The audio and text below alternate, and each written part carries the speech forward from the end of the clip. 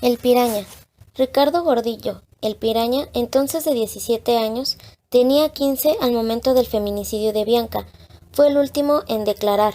Lo hizo el 18 de enero de 2014, un día después que Paco. Dijo que empezó a vender marihuana a inicios de 2012 porque sus amigos Francisco y Daniel le presentaron a Eric, el Mili, quien habló incluso de formar un cartel, el cual nunca nombraron, que sería dirigido por el Mili, ya que este era quien conseguía la mercancía. Declaró que también vendían peyote, hongos alucinógenos, cocaína y cuadros. Refirió que estos son unos papelitos que se deshacen en la boca y que también son droga, aunque no lo expresa, probablemente se refiere al LSD, todos los cuales él mismo consumía, aunque prefería los cuadros, la marihuana, el peyote y el alcohol, y en ocasiones llegaba a consumir todos juntos. Confesó que el Mili le pagaba hasta 4,000 pesos por semana por vender la droga, dinero que se gastaba en la misma mercancía. Un día, sin que Ricardo Gordillo pueda recordar la fecha exacta, el Mili les habló para que se juntaran en su casa, que en ese entonces estaba ubicada en la calle Bosques de Viena. No pudo recordar el número exacto, pero afirmó que era un departamento cercano a la casa de Paco, y les dijo que empezaría a reclutar mujeres para vender marihuana y tener sexo con ellas. Así fue como engancharon a algunas jóvenes cuando comenzaron a tener problemas con ellas porque algunas robaban y eran soplonas. Primero las llamaban a la casa del Mili, donde hablaban con ellas. Como no entendían, decidieron matarlas. El Piraña declaró también que algunas de estas mujeres eran parejas o novias de integrantes de otras bandas, como los Gogas, los argentinos o los polonios, y que era esta última banda la que más frecuentaba el Mili, aunque las bandas más fuertes eran los ADKN y los conocidos como los de Bolivia, con los que tuvieron algunos problemas. En la versión de Ricardo, la primera mujer que mataron, cuyo nombre no recuerda, fue levantada en la avenida Cedros. La llevaron a un terreno cerca del Gran Canal, donde hay un puente, y la metieron en un hueco donde habían unas lonas. Declaró que en esa ocasión el primero que la violó fue un policía estatal de nombre José Ramón, que era muy amigo del Mili. Enseguida Paco, luego él mismo y finalmente el gato.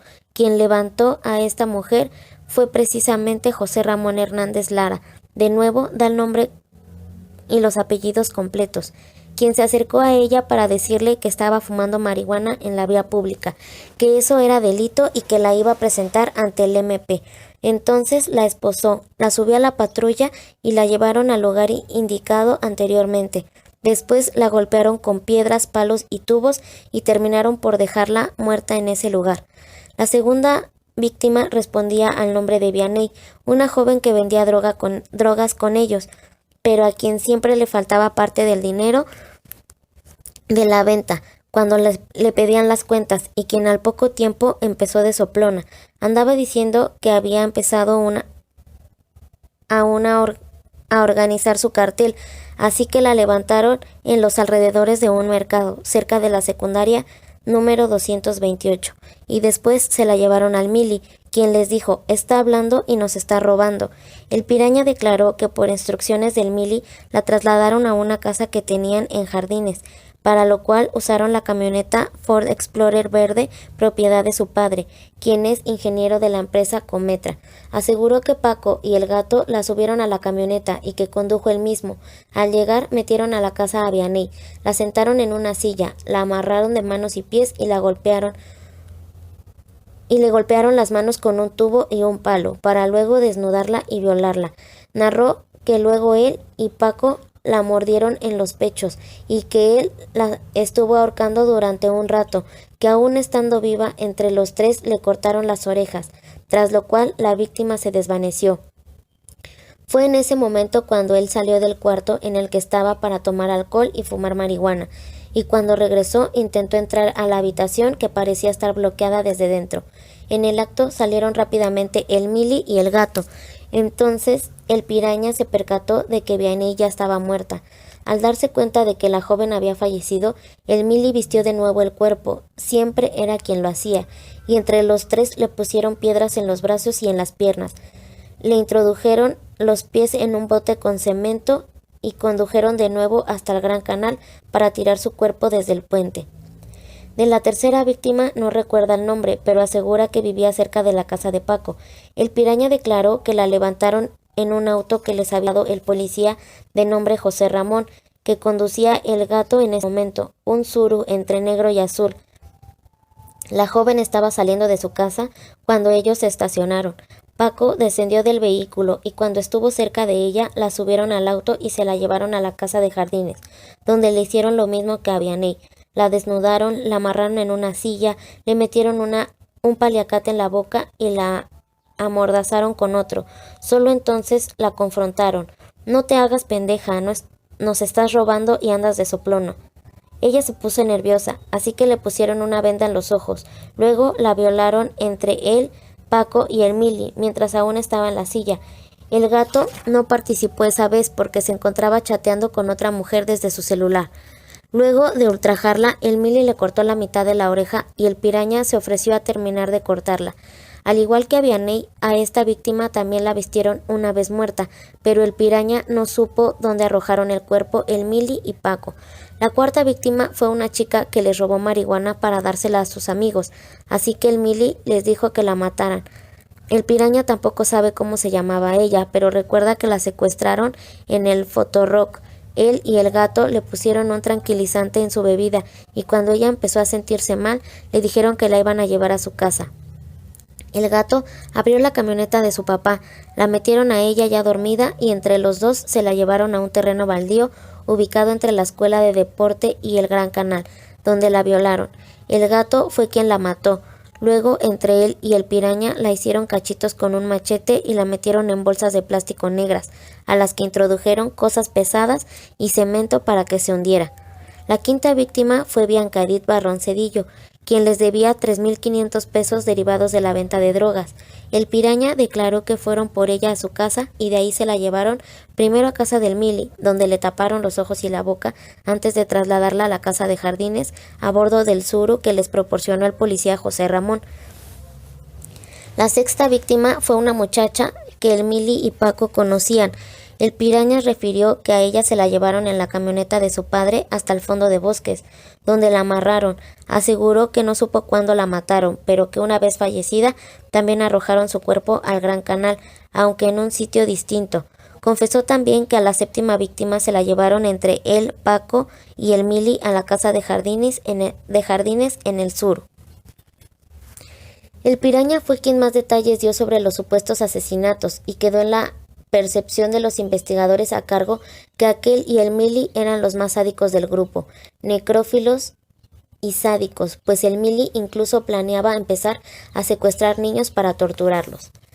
El piraña también mencionó algunos nombres de las muchachas desaparecidas y secuestradas de la zona como parte de sus víctimas, pero los detalles que proporcionó no coincidían ni con las circunstancias ni con la fecha de los casos, por lo que aparentemente esa información podría haber sido sembrada en su declaración y en el expediente.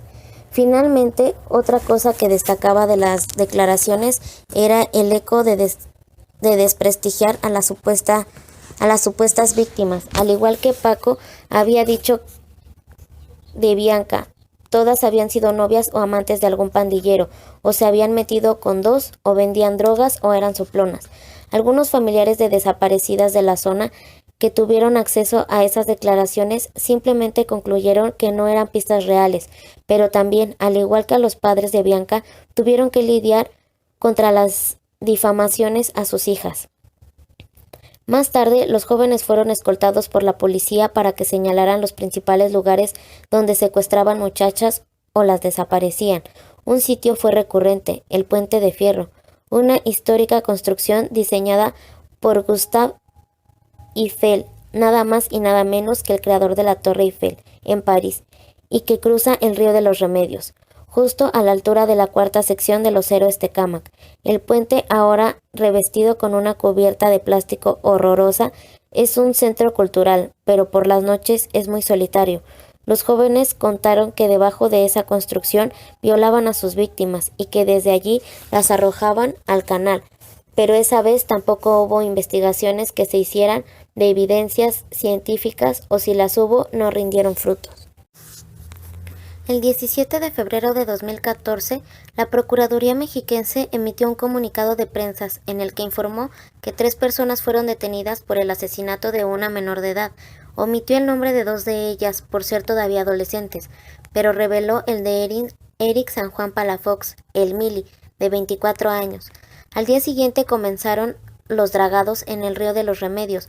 Con una plana mecánica removieron el fondo de algunos tramos del Gran Canal a la altura de los Héroes Tecámac. Hombres con chalecos manipulaban la pala y escarbaban entre el lodo. También removían la costra de basura que se ha formado a lo largo de años y años de suciedad. Junto a ambas orillas, la operación era comandada por una mujer robusta, de expresión amarga, la agente Sayonara Encarnación. Los dragados fueron mantenidos en silencio. Sin embargo, las madres de mujeres y niñas desaparecidas se enteraron de lo que la pala mecánica buscaba cuando les pidieron muestras de ADN para compararlas con los restos encontrados. Meses más tarde, el 11 de julio de 2014, Daniel Jaramillo, que entonces ya tenía 19 años, era el único de los 2 adolescentes que había alcanzado la mayoría de edad. No regresó a casa a la hora acostumbrada de su puesto de chilaquiles. Días después daría su versión. Aseguró que a eso de la 1:30 de la tarde, cuando salía de su trabajo, se acercó un hombre vestido de civil, lo abrazó por el cuello y le dijo: «Ya te cargó la chingada», y después lo subió a un auto. Esa misma tarde la familia comenzó a buscarlo. Interpuso denuncias en Odisea y en Capea y en el Ministerio Público. Al día siguiente la familia recibió una llamada por parte de las autoridades. Su hijo se encontraba en el penal de Sinancatepec. Llegó al lugar. «¿Por qué estás aquí?», inquirió desesperada la madre. «Por el homicidio de Bianca Edith Barrón Cedillo. Él no mató a Bianca». «Mire, señora, yo le creo, pero ya está aquí». En el momento en que la familia localizaba a su hijo, este ya había hecho su primera declaración ante el Ministerio Público, el día 13 de julio, 2 días después de la detención y el mismo día en que la familia supo dónde se encontraba.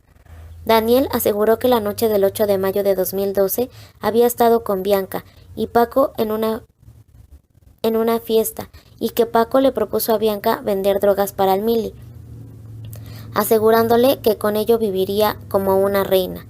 Contó que ella aceptó y que al terminar la fiesta la dejaron en su casa, que ellos ya iban rumbo a sus respectivas casas cuando se encontraron al Mili y el Piraña en un Shadow rojo, y el Mili les ordenó que fueran por Bianca. Entonces regresaron a la cerrada donde ella vivía. El Mili le gritó y ella salió. Desde ese punto todo ocurre más o menos igual que en las otras declaraciones. Llegaron a una casa de seguridad en Las Flores, la golpearon, ella perdió el conocimiento, la violaron, la agredieron. Aquí Daniel aseguró que trató de defenderla, pero el Mili lo amenazó con una pistola. «No pude hacer nada», asentó en su primera declaración. A Daniel se le atribuyeron los mensajes de celular que la madre de Bianca recibía. Él diría en posteriores declaraciones que el Mili lo obligaba a enviarlos, luego que los escribían entre él y Paco, pero los aparatos de celular jamás fueron localizados. Daniel alegó que mantenían comunicación con los padres para evitar que buscaran a su hija, pero algunos de los policías a cargo de la investigación tienen otra teoría. Enviaban mensajes por puro sadismo, para jugar con la esperanza y la desesperación de los padres, soltar pista o indicios de vida y después narrar golpizas y violaciones. Era solo una forma más elaborada de tortura para los familiares de su víctima. Por esas fechas se hizo una inspección en el domicilio del Mili. No se halló nada. Buscaron el Shadow rojo que ya había sido vendido. Los agentes catearon el referido domicilio de la sección Flores, pero encontraron la casa vacía y pintada. Solo convenientemente recuperaron un cordón como los que se usaban para las cortinas, pegamento PVC y algunas manchas de sangre en la pared, aunque la pared ya había sido pintada. Cuando se solicitó hacer pruebas de genética a la sangre, los peritos alegaron que no tenían reactivos para realizarlas. Con el tiempo salieron a la luz más propiedades vinculadas al Mili y a la delincuencia de Tecámac. Los adolescentes detenidos no dejaban de hablar con investigadores y añadían nuevos detalles. Ellos referían al menos 4 homicidios, vinculados a hechos criminales, y es que los héroes Tecámac han sufrido un proceso de abandono. Muchos dueños han dejado sus casas por inseguridad en la zona, así como por la precariedad de las construcciones y su mala calidad.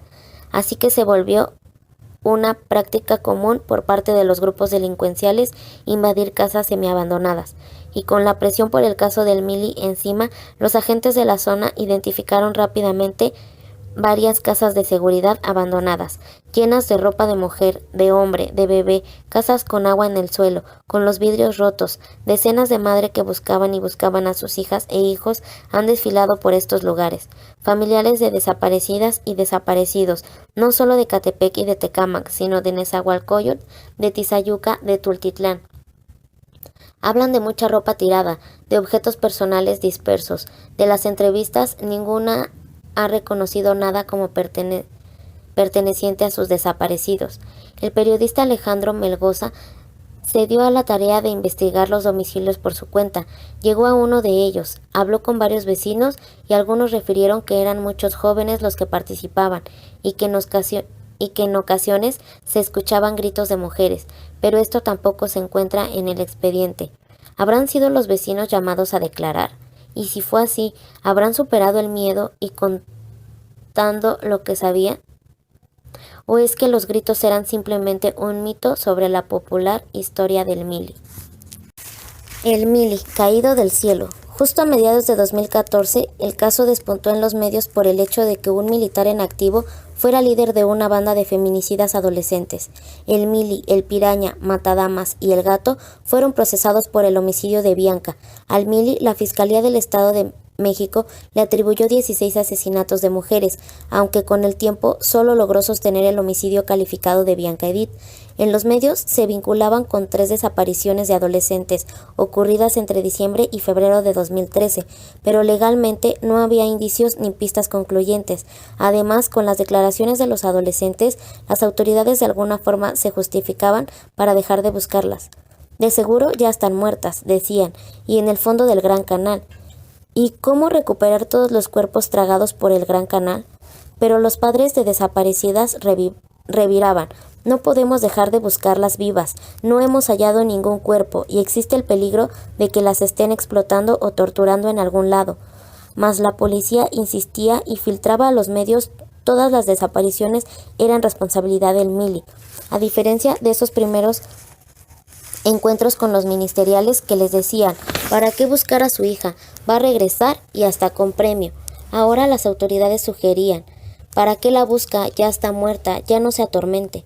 Aún así, la pista del Mili no se podía desdeñar, sobre todo porque las mismas declaraciones sugerían que había cómplices libres y se mencionaba sobre todo policías y a militares, pero los nombres que los adolescentes dijeron jamás se investigaron. Por ejemplo, José Ramón, el policía estatal de Tecámac mencionado en las declaraciones, jamás fue requerido. Las autoridades se limitaron a solicitar un documento renumerando sus labores, y este fue escrito por el mismo José Ramón. Hubo otro policía municipal señalado, apodado el Cubano.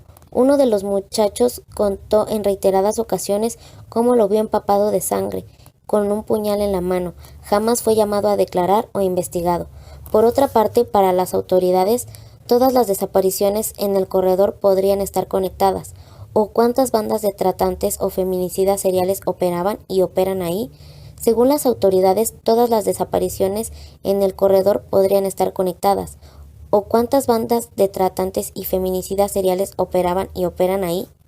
A lo largo de los siguientes años, a los adolescentes detenidos se les mostraron fotografías prácticamente de todas las personas desaparecidas del Estado de México. Ellos creían reconocer algunas de ellas, o quizá ya aceptaban cualquier crimen por aburrimiento, o por tratar de conseguir algún favor por parte de la Fiscalía. ¿Quién sabe? El hecho es que por medio de esas declaraciones informales se les ha investigado por desapariciones ocurridas. Por ejemplo, en Ciudad Neza y en Tizayuca, familiares de víctimas de otros municipios y otros tiempos han debido agotar tiempo investigando la probable responsabilidad de la banda del Mili, y lo que es peor, después del Mili siguieron desapareciendo muchachas. Después del Mili, Andrea. En las paredes y postes de Ciudad Cuauhtémoc, ubicada a los pies del cerro de Chiconautla, previven diversos volantes y mantas de niñas desaparecidas. Esto le causaba una profunda impresión a Angélica Martínez Santos, una madre joven que solía caminar con su hija adolescente, Andrea Michel. Frente a uno de estos volantes, alguna vez Angélica comentó: «Ya va para 2 años que desapareció. Qué dolor para los padres». «Qué triste, mamá. Hay que rezar por ella, para que regrese a su casa», contestó Andrea. Pero aún con el tema de las niñas desaparecidas en la zona, para Andrea y su mamá eran tiempos felices. Andrea tenía pocas semanas de haber cumplido 15 años, había celebrado su fiesta y las fotos atestiguan a una muchacha muy delgada y pequeña, de rasgos finos y siempre sonriente. Se aproximaba su entrada a la prepa, el 6 de agosto de 2014, un mes después de que Daniel fuera arrestado. Angélica y Andrea fueron a conocer la escuela a la que ingresaría Andrea. Pasaron la mañana ahí, recorriendo los salones. Luego emprendieron el regreso a casa. Eran las 10:40 de la mañana cuando caminaban por la altura de la avenida Las Torres y Embajada de Japón, a pocas cuadras de su hogar. Entonces Angélica recordó que debía pagar unas cosas que habían cargado a una vecina y le pidió a Andrea que fuera rápido a la casa, tomara el dinero y la alcanzara a unas calles de ahí. «¿Me llevo mi celular?», preguntó Andrea. «Como tú quieras. Mejor llévatelo tú, mamá». Andrea se fue corriendo, primero sobre Embajada de Japón, donde dobló a la izquierda, y luego a la derecha sobre Embajada de Hungría. Ahí dio vuelta en una esquina para tomar Embajada de Suecia. Se sabe que sí llegó a este lugar porque una vecina la vio. Angélica, por su parte, se dirigió al domicilio de su amiga y esperó a Andrea. Sabía que no podía tardar más de 15 minutos, pero pasaron 20 o 25 minutos y nada. Así que fue a buscarla a la casa. Ahí estaba otra de sus hijas, quien le informó que Andrea nunca llegó a su domicilio.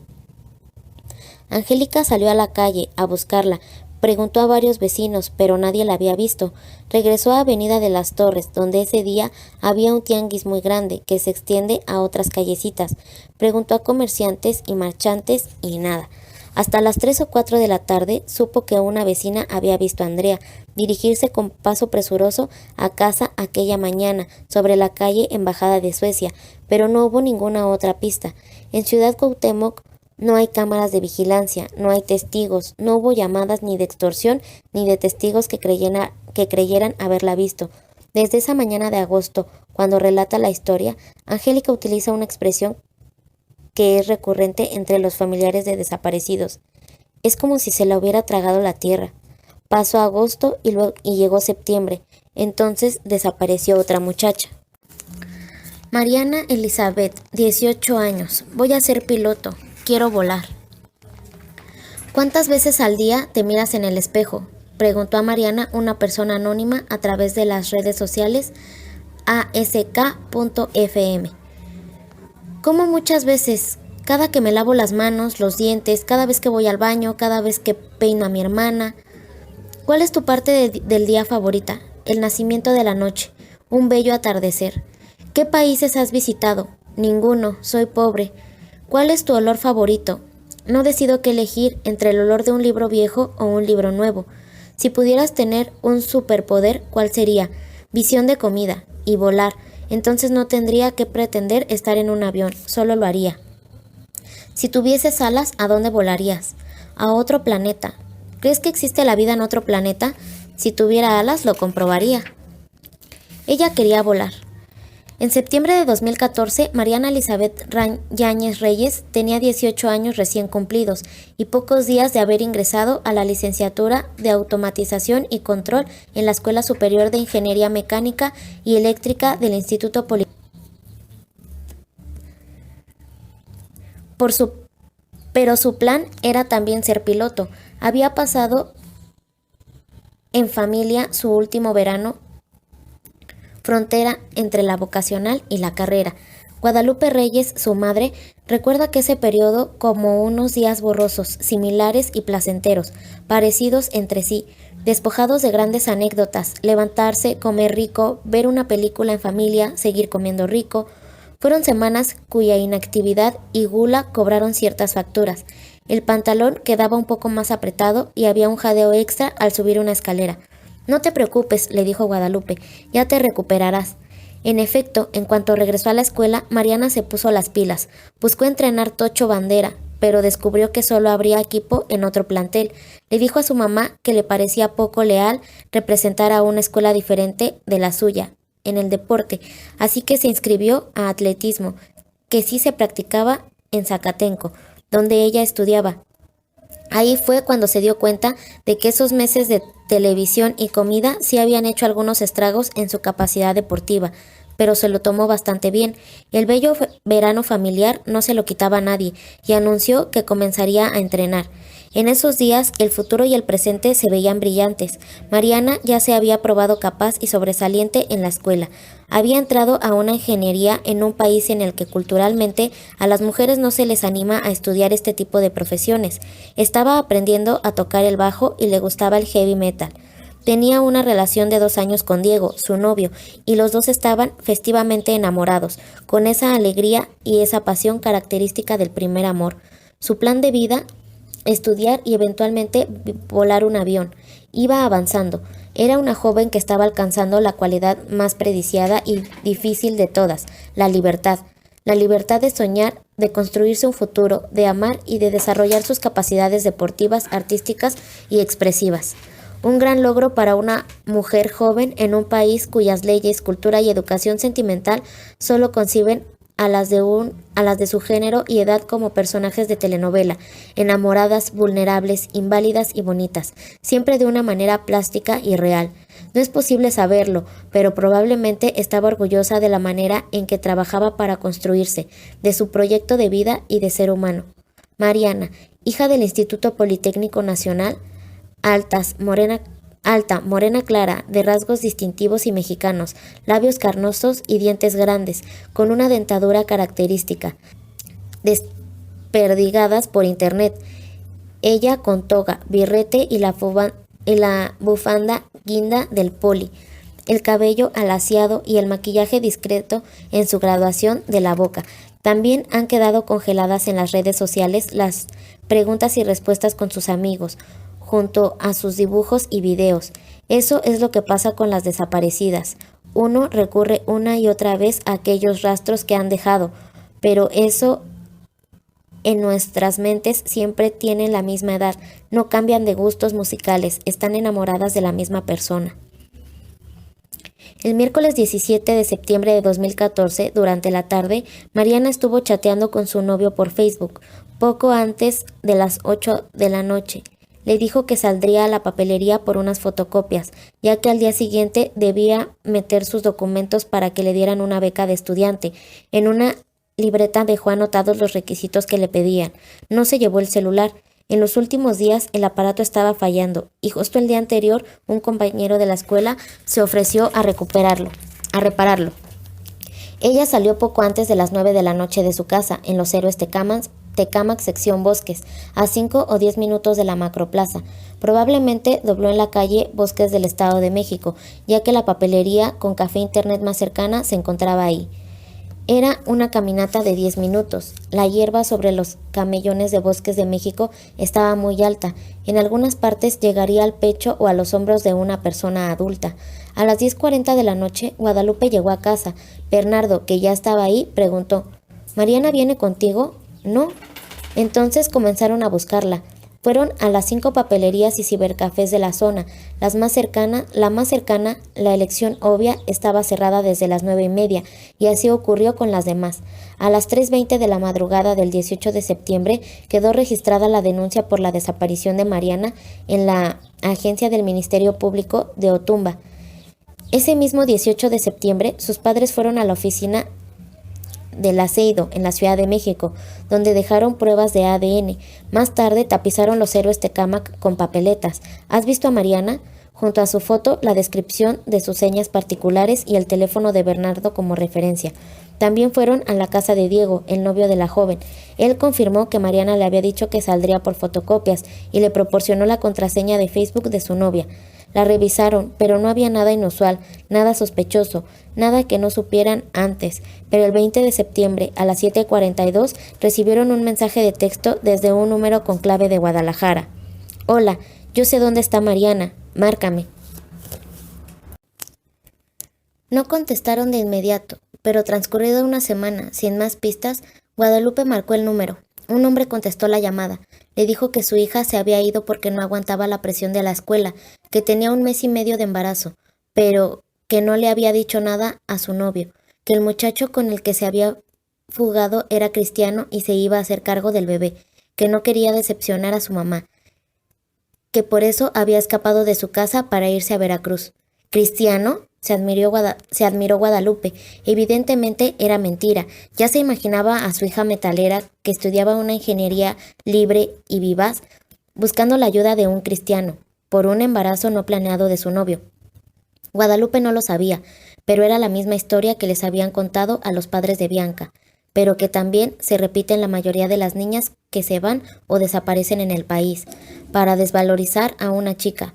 Sus captores o extorsionadores oportunistas saben que basta decir que estaba embarazada, porque las niñas huyen cuando están embarazadas, porque están avergonzadas, porque es más fácil que una mujer se cuide que un hombre, porque si es una joven universitaria ya tiene vida sexual, es puta, porque en el imaginario mexicano una mujercita debe estar encerrada en casa y no debe explorar su cuerpo ni su sexualidad, debe ser casta y pura. Y los extorsionadores, los violadores, los asesinos, los agentes del Ministerio Público, los amigos, la prensa, saben que para la opinión pública, si una mujer está embarazada y no tiene pareja, ha hecho algo muy malo y se merece lo que venga después. El agente a cargo del caso se puso en comunicación y averiguó que la llamada provenía de un penal de Guadalajara.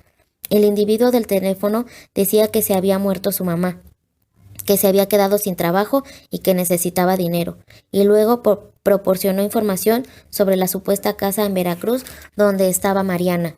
El agente fue al lugar. Efectivamente halló la dirección referida y vio la casa. Hasta ahí los detalles del extorsionador cuadraban. Pero en el domicilio vivía una pareja mayor, ajena por completo a jóvenes cristianos, a Mariana o al crimen organizado. Hasta ahí llegó la investigación de la llamada de Guadalajara. Nunca se mandó presentar al individuo, ni se le procesó por extorsión, ni se supo cómo obtuvo el teléfono que los padres inexpertos habían difundido en el Estado de México. Y entonces la vida privada de Mariana se convirtió en la primera línea de investigación, como ocurre siempre con las jóvenes desaparecidas. Señora, ¿sabe que su hija tiene relaciones sexuales con su novio? Señora, es que parece ser que su hija ha llegado a fumar marihuana. Si su hija fuera tan buena, la tendríamos que buscar en las iglesias, llegaron a decir. Y como siempre pasa, también los policías parecían no ver que fuera una estudiante destacada, deportista, que estuviera aprendiendo música, que tuviera una buena relación con sus padres y su hermana, que tuviera buenos amigos y un novio que la amaba. Ninguna víctima es buena víctima. Septiembre llegó a su fin con 2 desaparecidas más, Mariana y Andrea. Luego comenzó octubre con noticias negras.